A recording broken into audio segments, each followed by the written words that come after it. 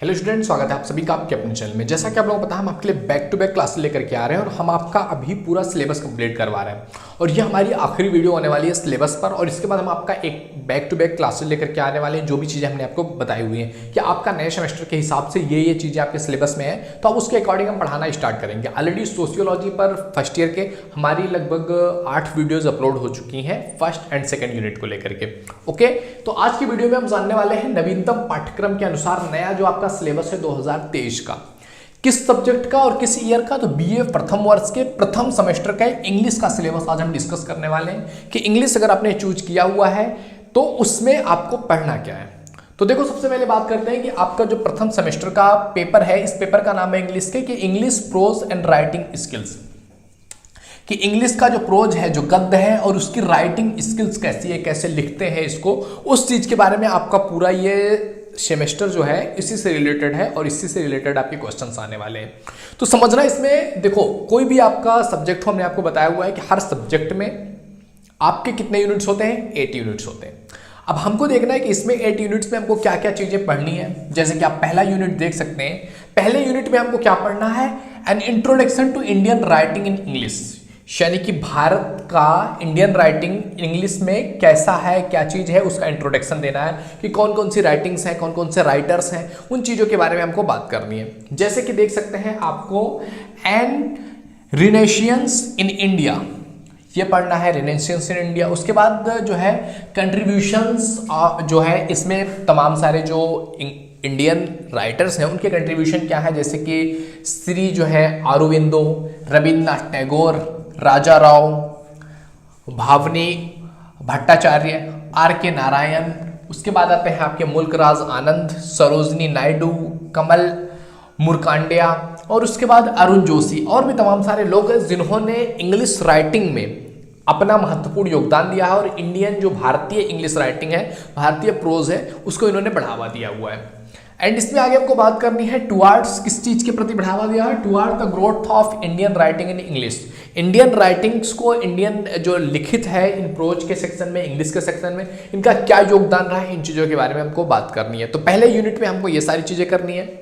Second जो unit है उसमें आपको क्या पढ़ना है, एलिमेंट्स ऑफ शॉर्ट स्टोरी, यानी कि अगर आप कोई शॉर्ट स्टोरी लिख रहे हैं, शॉर्ट स्टोरी अगर आप बना रहे हो तो उसमें कौन कौन से एलिमेंट्स यूज हो सकते हैं।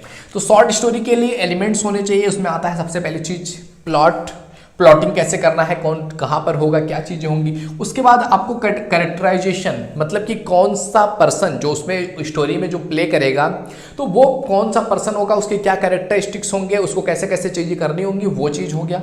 उसके बाद नैरेटिव टेक्निक, यानी कि कैसे नैरेट करना है। एक स्टोरी है, स्टोरी तभी पावरफुल बन सकती है जब उसका नैरेटर पावरफुल हो, यानी कि स्टोरी कितनी भी बेस्ट हो, अगर उसका नैरेटर ही बेस्ट नहीं है, वो नैरेट ही नहीं कर पा रहा है लोगों के सामने, तो वो स्टोरी का कोई मतलब नहीं बनेगा, कोई सेंस ही नहीं बनेगा। तमाम सारे लोगों को आपने देखा होगा, कुछ लोग ऐसे होते हैं कितनी भी अच्छी से अच्छी स्टोरी वो बता रहे हो ना, वो ऐसा बोलेंगे कि आपको समझ में नहीं आएगा कि स्टोरी क्या है। और कुछ लोग होते हैं जो थोड़ा सा खराब भी स्टोरी, यानी कि उतना इंटरेस्टिंग नहीं है, लेकिन उनके बताने का, उनके एक्सप्रेस करने का जो तरीका होता है वो काफ़ी इंटरेस्टिंग होता है। तो नैरेटिव टेक्निक्स क्या है, उसके बाद स्ट्रक्चर क्या है कि कैसे कैसे नैरेट करना है या कैसे कैसे उस स्टोरी को प्ले करना है। तो ये सारी चीज़ें होती हैं एलिमेंट्स ऑफ स्टोरी की। स्टोरी अगर आप बना रहे हो तो उसमें कौन कौन से एलिमेंट्स पर आपको ध्यान रखना होगा। इसके बाद और भी चीज़ें हैं, जैसे कि types of prose and prose style, जैसे कि प्रोज अगर आप लिख रहे हैं, कोई कहानी मान लिया आप लिख रहे हैं, या प्रोज मतलब गद्य के रूप में आप कुछ लिख रहे हैं, तो उसमें क्या क्या चीज़ें आ सकती हैं गद्य में, कौन कौन से टाइप के गद्य आप लिख सकते हैं। तो इसमें आ जाता है आपका ऑटोबायोग्राफी, यानी कि जो हम अपनी खुद से अपनी बायोग्राफी लिखते हैं उसको कहते हैं ऑटोबायोग्राफी। कोई और हमारी बायोग्राफी लिखते हैं तो वो है बायोग्राफी। समझ पा रहे हैं। इसके बाद आपका मेमियर हो गया, ट्रेवलॉग हो गया, पेरिडिकल एस्से हो गया, फॉर्मल एस्से हो गया, पर्सनल एस्से हो गया। ये सारी चीजें क्या है, प्रोज है। ये सारी चीजें जो भी है, ये सारी लिखित है, ये सब चीजें क्या है, प्रोज में आता है। तो टाइप्स ऑफ प्रोज हमने देख लिया और इनके स्टाइल किस किस तरीके से ये चीजें होती हैं, इन चीजों के बारे में हमको पढ़ना है। तो सेकंड यूनिट में elements of short story and types of prose and prose style के बारे में हमको पढ़ना है। इसके बाद आता है आपका यूनिट नंबर 3। यूनिट नंबर 3 में हमको पढ़ना है प्रोज डिवाइसेज, यानी कि अगर आप प्रोज लिख रहे हैं तो उनमें कौन कौन से एलिमेंट्स आने वाले हैं। जैसे कि आप देख सकते हैं थीम का ध्यान रखना पड़ता है कि कौन सा थीम होगा हमारा, पॉइंट ऑफ व्यू क्या होगा, यानी कि उस चीज को देखने का जो नजरिया होगा वो पॉइंट ऑफ व्यू क्या होगा, उसके बाद सेंटेंस पैटर्न कैसा होगा, यानी कि सेंटेंस कैसा होना चाहिए, उसको लिखने का तरीका। उसके बाद आ जाता है आपका इमेजरी की किस तरीके से इमेजिन करोगे, इमेजिनेशन क्या होगा। उसके बाद एनालॉगी हो गया, एनेक्डोट हो गया, एंथेसिस हो गया, एफोरिज्म हो गया, उसके बाद डिक्शन हो गया, ह्यूमर कैसे ऐड करना है, पैथोस कैसे ऐड करना है। तो ये सारी चीज़ें कहीं ना कहीं एक प्रोज को बेहतर बनाने के लिए काम करती हैं, एक प्रोज को डिवाइसेस प्रदान करती हैं। तो अगर ये चीज़ों का आपको पता है कि ये चीज़ें होनी चाहिए आपके प्रोज में, और अगर आप इनका यूज कर रहे हैं प्रोज लिखते समय, तो आपका प्रोज काफ़ी हाई लेवल का हो जाता है। समझ रहे हैं? तो ये चीज़ें हो गई। तो थर्ड यूनिट में हमको इसी चीज़ के बारे में पढ़ना है। इसके बाद आता है आपका यूनिट नंबर 4। यूनिट नंबर 4 में हमको क्या पढ़ना है? शॉर्ट स्टोरीज पढ़ना है। यूनिट नंबर 4 में हमको शॉर्ट स्टोरीज पढ़ना है। जैसे शॉर्ट स्टोरी, कुछ शॉर्ट स्टोरीज है, अब उनको बारे में अच्छे से अध्ययन करना है। जैसे कि शॉर्ट स्टोरी में आप देख सकते हैं ओ हेनरी द्वारा लिखित, ओ हेनरी राइटर हैं, इन्होंने लिखा हुआ है द लास्ट लीफ, आखिरी पत्ता। अब ये जो इन्होंने कहानी लिखा हुआ है लास्ट लीफ ओ हेनरी का, तो इस कहानी को अच्छे से पढ़ना है, उसके बारे में समझना है, उससे रिलेटेड क्वेश्चंस के आंसर देने हैं। उसके बाद एंटम चेखोव है, इन्होंने जो है लिखा हुआ था क्या? कैमलियन, इसके बारे में पढ़ना है। तीसरी जो शॉर्ट स्टोरी है वो है गाई दे मॉप्सेंट के द्वारा लिखा गया the diamond necklace, diamond necklace के बारे में। तो ये 3 कहानियां हैं, 3 शॉर्ट स्टोरीज हैं जो हमकी यूनिट नंबर 4 में पढ़नी है। तो आई होप आपको ये चीजें समझ में आ रही होगी। अब आइए देखते हैं, आगे बढ़ते हैं यूनिट नंबर 5 की तरफ। तो 5th यूनिट में भी आपको पढ़ना है क्या? शॉर्ट स्टोरीज, यानी कि शॉर्ट स्टोरीज को ही पढ़ना है। 5th यूनिट में भी आपको क्या पढ़ना है? Short stories. लेकिन यहाँ पे अलग शॉर्ट स्टोरीज है, जैसे कि पहला है आपका M.R. आनंद के द्वारा लिखा गया द लोस्ट चाइल्ड, खोया हुआ बच्चा। M.R. आनंद ने इसको लिखा हुआ था, तो इस कविता को पढ़ना है। नेक्स्ट स्टोरी क्या है आपका? R.K. नारायण ने लिखा है क्या? एन एस्ट्रोलॉजर्स डे, एस्ट्रोलॉजर्स का दिन क्या था? एक दिन एस्ट्रोलॉजर्स के साथ R.K. नारायण ने लिखा था। रस्किन बॉन्ड ने लिखा हुआ था no room for leopard, leopards के लिए कोई रूम नहीं है, कोई जगह नहीं है। तो इस तरीके से आपका 5th नंबर यूनिट में ये 3 शॉर्ट स्टोरीज आपको पढ़नी है। इसके बाद आ जाता है आपका यूनिट नंबर 6, जिसमें आपको प्रोज पढ़ना है। प्रोज में आप देख सकते हो पहला जो आपको चैप्टर पढ़ना है, या पहली जो आपका प्रोज होगा, उसमें पढ़ना है आपको फ्रांसिस बेकिन के द्वारा लिखा गया स्टडीज। फ्रांसिस बेकिन ने स्टडीज नाम की एक जो है अपना प्रोज लिखा हुआ था। उसके बाद चार्ल्स लॉम्ब ने ड्रीम चिल्ड्रन नाम के एक प्रोज लिखा, और उसके बाद आपका जोसेफ एडिसन ने sir Roger at the church नाम की एक प्रोज लिखा।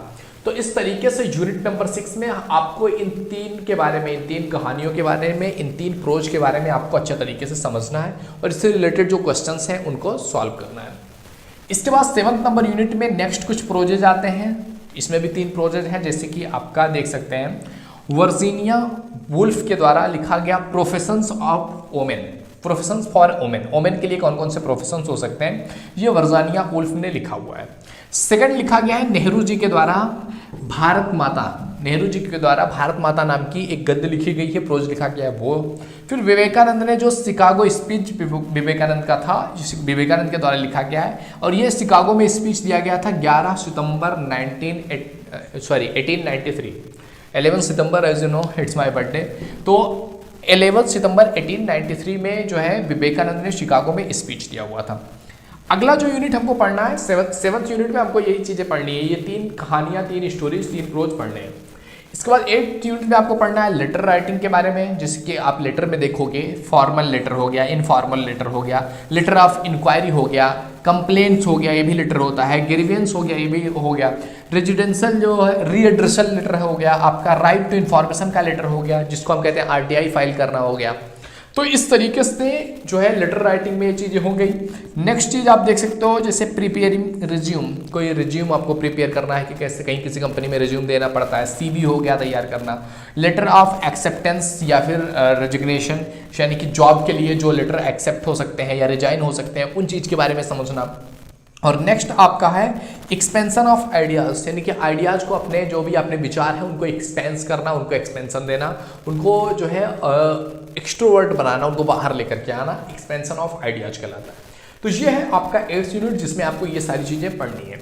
तो ये थे आपके पूरे 8th यूनिट, आपका हमने पूरा एक एक चीज़ कंप्लीट करवा दिया है। ये है आपका BA फर्स्ट ईयर के इंग्लिश का जो है पहले सेमेस्टर का सब्जेक्ट, यानी कि सिलेबस। तो आई होप आपको समझ में आया होगा। अगर वीडियो पसंद आए तो लाइक जरूर कीजिए। पहली बार चैनल पे आए ना तो please visit the channel. If you think it is valuable तो आप सब्सक्राइब भी कर सकते हैं। ओके मेरे दोस्त, तो मिलते हैं आपसे अगले वीडियो में। तब तक के लिए जय हिंद, जय Bharat. Thank you, bye bye.